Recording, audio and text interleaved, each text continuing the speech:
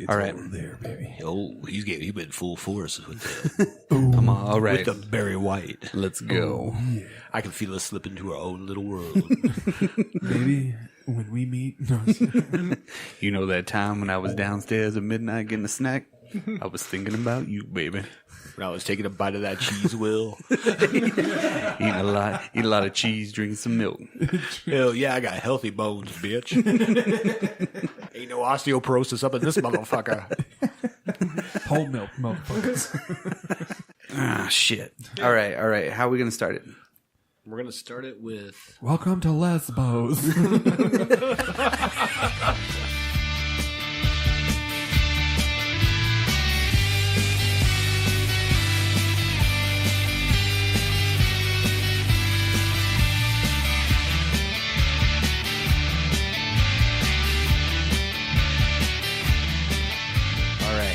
Everybody, welcome to the Dropped Culture Podcast, starring...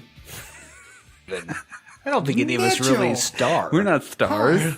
We're not stars. I'm Mitchell. That's Mitch. That is Mitchediah Longbottom, if you're nasty. Hey, everyone. Then we got Danathan. Ooh. That's me. I'm Danathan. And I'm the other... Not my real name. It's Daniel, but I'll go with Danathan. It's fine. And I'm a fat guy in a hoodie. Hey, it's Fat Guy in a Hoodie. The last one was about The Thing. So that was the Thing is the first in John Carpenter's Apocalypse trilogy about the loss of different things. And the first one was the destruction of the individual. And that was The Thing. Correct. This one is the destruction of God, Prince of Darkness, 1987. Or as we call it in my household, Alice Cooper and the Secret of the Ooze. Alice Cooper. Fucking crazy movie. Right. Fucking crazy movie. And I think it's growing on me the first time I watched it because I'd never seen it. This is a one John Carpenter movie. Yeah, I've definitely seen it just a few times in my life. You know, let's talk about where each of us saw this movie the first time. I'm going to start with Mitch. Mitch, when was the first time you saw this movie? Oh, I was a wee lad. It was about 12 hours ago. And I have to say, it has resonated with me my whole life. It was one hell of a ride today. Let me tell you, like, honestly, It's changed his life. the worst part is I rent this movie from Amazon Prime, and the freaking audio is off. I tried different headset sources and everything. Like, Boo. audio is off. Yeah. It sucked really that's bad. bad. It was a hard movie to find. It's everywhere, but it was a hard movie to find. You couldn't download it for free, of course. Oh, no. No You streaming. had to pay for it. Yeah. 100%. This is one of the very few movies that you're not going to see. Where did you get your copy? I checked on iTunes just to see if I could even rent it, something like that, for like $3 or something like that. Then I was going to go over to fucking the video store and buy one. But then it was on sale for $4.99. Nice. I wish I would have known that because I would have got it on my Apple TV, which is downstairs. I bought mine during the Halloween season. I looked around for like all the, all the little secondhand stores first because I enjoy that shit. Really, I mean, it just gave me an excuse to go. Right? But I didn't find a copy yet. I know it's a weird one. It's one of those you can go into any fucking pawn shop or you can go into any fucking secondhand store and you're gonna find a copy of Reservoir Dogs. Oh, yeah. But you're never gonna find something like this because it was kind of hidden. It was kind of crazy hidden in a way. I'm not going to lie. I would never purchase it. I watched it once, and I think... I could appreciate that. Brock, when was the first time you saw this? Like a month ago. Oh, really? For real. First time you ever saw like it? I said, it was like a month ago. I never watched it. I would not have expected Always that. seen the cover, but I think that was one of the main drawbacks to the print campaign for the movie is the actual poster for it. Now It's mostly terrible. it was cool, but it wasn't. It didn't make me want to be didn't like, catch your eye. I'm gonna see it. Big Trouble in Little China. I saw it. Was like, holy shit. Right. All of the fucking really cool movies. The Thing. Any of those movies. That poster for it was the shit. It's something that you looked at in while you're going through the videos. This one, I was like, what is it? I didn't even know all the cool people were in it too. Right. Simon from Simon and Simon. Yep. There's literally like a whole bunch of fucking people in this movie. And a whole bunch of people that John Carpenter worked with. Yes. And that was kind of cool to see. Like, he's like, hey, you want to read another movie? Yeah. And Well, this was when John Carpenter was getting like total creative control, but very small budget. yes. You know what I mean? $3 million, and he had 3 movies for Alive Films. Yep. And that's when he left the major studios. And he made this one right after Big Trouble. Right. But he does well with the budget that he Fuck has. yeah. Like, he's creative enough to think of outside the box, like the upside down dripping. Well, and really, yeah. And really with this movie, it's not like there was a ton of effect. No.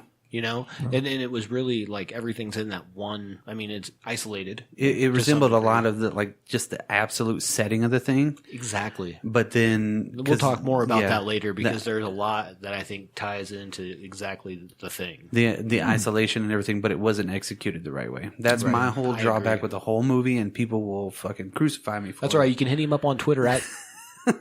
But the movie Tell is him how growing you on me. feel about that, America.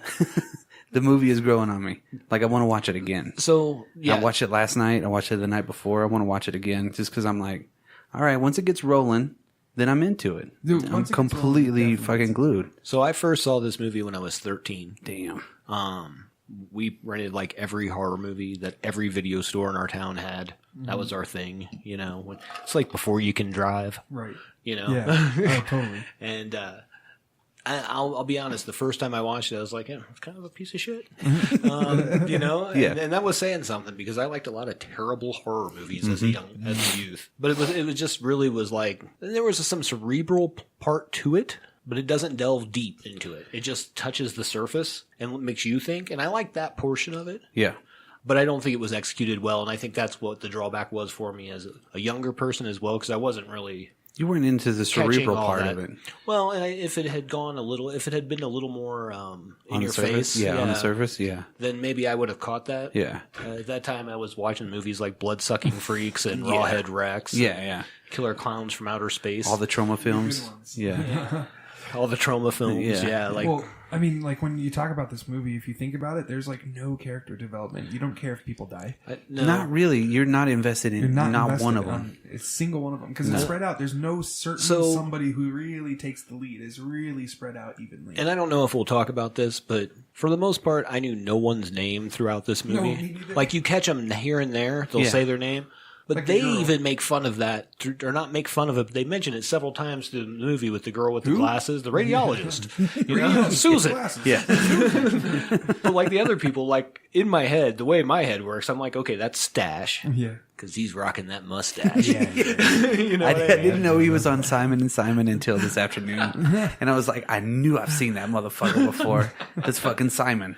Simon. All right, Simon and Simon. Yeah, that's cool. I didn't know that. Have you ever seen Simon and Simon, Mitchell? Do you know what that is? Nope. That was a 80s show? detective action show, like in the early mid-'80s? Mid-'80s, Yeah, I guess? it was I remember like- it was like a show, but I could not. tell One you it one was dude detective had or anything. Wasn't it Major Dad? Yeah, he was the yeah. other Simon, and he had a cowboy hat.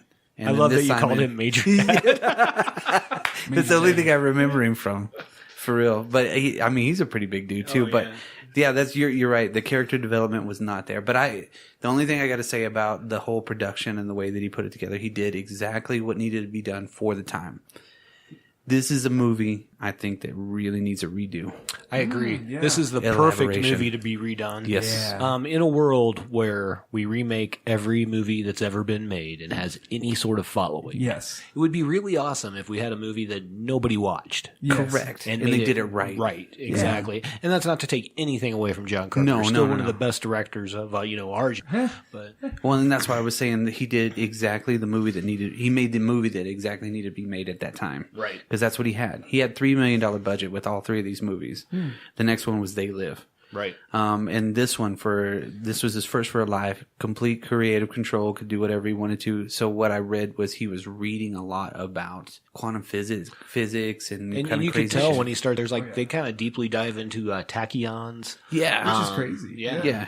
There's some high-end math in there. Weird concepts. which was kind of cool. To find out what this was, it was so crazy that they had to use quantum physics that weren't even invented whenever they put him into the deal. So Right. when I was a kid and I watched this movie, I didn't know what tachyons were. That might have been part of the reason. I was 13. I was You're a kid, probably you're a kid, man. You're didn't give a shit. Yeah. What's it? If you even heard it, because the second time you watch it, then you pay attention to the tachyon Well, stuff. I really think he did a good job of. I think he did a good job of explaining a lot of really deep thought but it didn't like for me. It's pretty basic. Yeah. For you, it's probably pretty basic. Yep. And I think what I would have liked is maybe a little deeper dive into that portion of it, rather than just let's talk about that for a second. And there we go. Yeah, well, Let's talk about that. the way that Marty, the Libyans.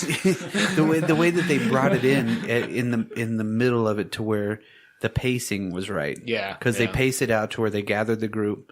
They kind of gave you a little bit of backstory on that part of it, not much, a little bit of character development. Then they were there.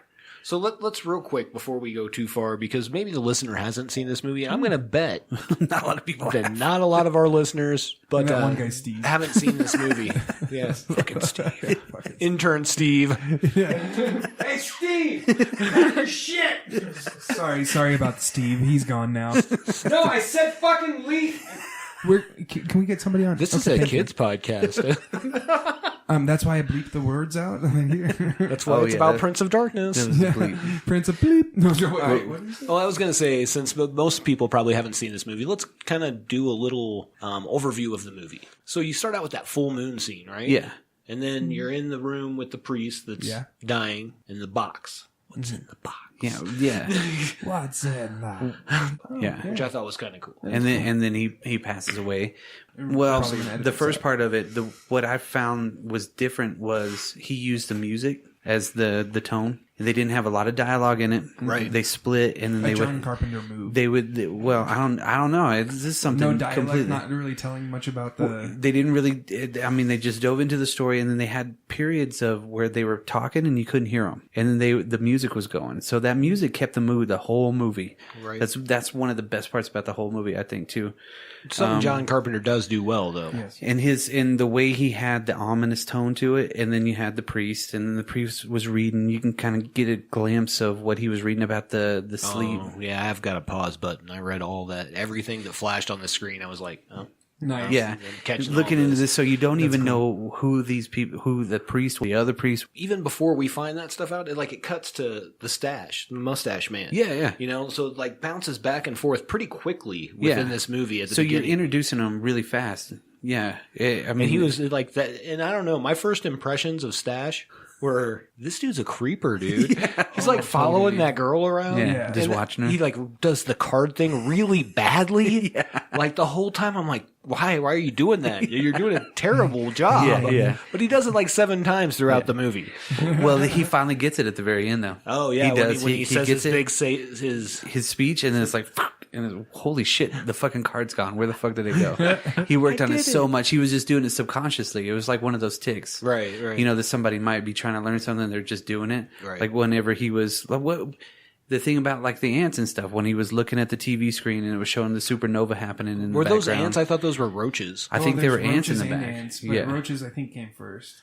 the ants were at the first. The ants 'cause were the first on the mound when he was Yeah. talking about the. okay. Oh, what does it here? Actually, I wrote. when Egg Shen was looking at the way that he looked at the sun through his hands, and then everybody at some point looks at that same kind of deal. The main characters kind of look up and they look at the way that the sun is and the way that the moon is kind of right on top of it. Yeah. When he gets out of that one night with the woman, and He moves quick too. no shit, Stash right? got some game. But what was bro. so bad about what he said to her? He's like, "What's it? All girls in your department never settling down." She's like, "Oh, thanks, asshole." No. What the line that he actually said right before she said that was, "I'm a sexist and proud of it," or something like that. Yeah, That's Sexist what and pissed her off. Yeah, and while he's doing the card trick and it's not working, he has a deck of cards with him all the time, and he's just That pulling one. line's not working. Yeah. My trick's not working. He's like, "Oh, I'm sorry. I didn't even know what he said that was really bad, except for the sexist line." But then they really, Which Brock thinks is bad. the way that the way they introduce the classes and shit. So they have both of those. They have the classes, and then they have the priest meet with everybody. But I like that you can't hear the dialogue of what they're actually talking about, and they're just showing pieces of it. Dude, and watching it again, my favorite part is when Victor Wong shows up. He does look cartoonish when he's walking up there because that bag's so big and he's waddling.